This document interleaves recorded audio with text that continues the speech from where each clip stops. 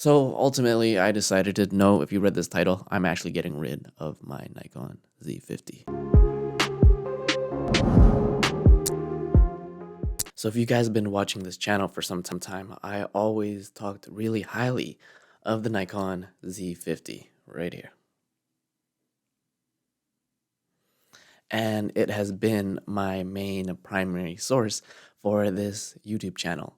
But the more I started to take this content and pumping out more content just on this channel, I started come to the very down flaws of what this camera actually offers. Because if you didn't know, I originally upgraded that from my original DSLR, the D5200, and I'm like, oh, they finally released pretty much D5000 level, but it is mirrorless, shoots 4K, except for a couple of things. One, like, what were you all thinking with this? Like, you see this? So then my alternative for that was, okay, I have to start using SnapBridge, which is I have to be using my phone, and every time if I wanted to record myself and see how I used, instead of using an external monitor, I just connected to SnapBridge.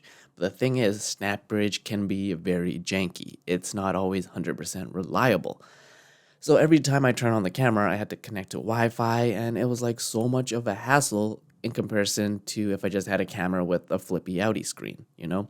Especially if you're a content creator and you want to take your content seriously, you can't always be using your phone to connect it through Wi-Fi or Bluetooth. It just became much of a headache. The next thing what literally killed me about the Nikon Z50 is that the battery life, you have to buy at least 2 or 3. These are the ENEL25. And in one point in time, these were like completely out of stock, and it was incredibly hard to purchase any of these, you know? So that was another thing. And another reason why I'm getting rid of this Nikon Z50 is it had no eye autofocus. And I started having issues with video focus on my Nikon Z50. Even though the Nikon Z50 is known to have, somewhat of a good phase detection autofocus system compared to, if you used any of these D5000 cameras, that was supposed to be it. But then I started using my Blue Yeti mic, and in one of the videos, y'all see that it just completely did not have focus, even though my face was right here. It's started going. It thought the mic was a human, and I ranted for 20 minutes, and I'm like, man, I cannot redo that. Nikon Z50, you are completely failing me. And then, most recently, trying to do a vlog on my other channel, and then because I had an ND filter, it was really low light. And because of that, if you're known for any of the Nikon Z50s, low light autofocus is horrendous. It started pulsating, and I'm like, am I shooting on a D5200 or a Z50? Another gripe of why I did not like the Nikon Z50 is that, yes, right, it has this little port here where you can charge it via micro USB, but you can't charge it continuously while recording. So you take all those factors together from flip down screen is not really good for creating. You're always behind the camera. You have really small dials here, There is no light to let me know that I'm recording. Autofocusing issues. There is only IAF when you're shooting photos, but no videos. I didn't really get the science behind that.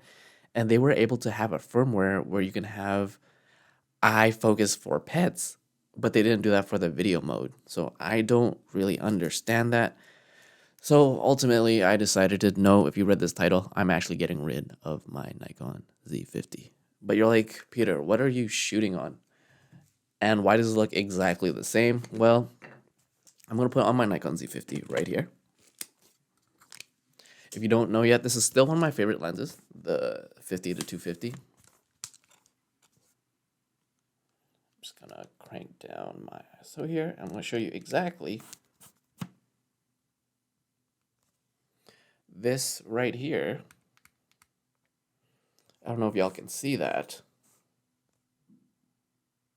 but I talked about why this camera killed the other camera, and I'm like, I pretty much became my old salesman. I'm like, okay, I think it's time I finally get rid of this camera and upgrade to something a little bit more content creator friendly.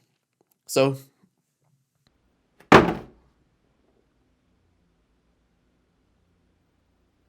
unboxing. Let me know if y'all want it. I don't really see the point of unboxings, but y'all let me know. In the next video, I'll be comparing that. I'll doing a little autofocus, a vlogging test, and you guys let me know what's the quality of this video. Is it actually better than my other ones, or is it exactly the same because it's using the exact same processor and sensor, X-Speed 4. Y'all tell me. But yeah, I'll talk about that in the next video if y'all keep watching.